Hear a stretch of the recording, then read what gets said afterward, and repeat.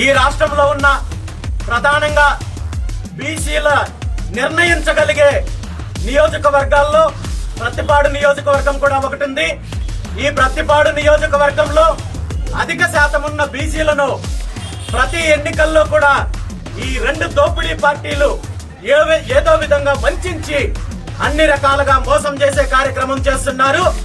కానీ ఈ సందర్భంగా నేను ఒక్కటే చెప్తున్నాను, రాబోయే రాష్ట్రంలో జరగబోయే రాజకీయ మార్పుకి ప్రత్యామ్నాయానికి ఈ రెండు పార్టీల యొక్క రాజకీయ దోపిడీకి అంతం పలికే దాంట్లో అందులో మొట్టమొదటి భాగంగా ఆ మార్పు పత్తిపాడు నియోజకవర్గం నుండి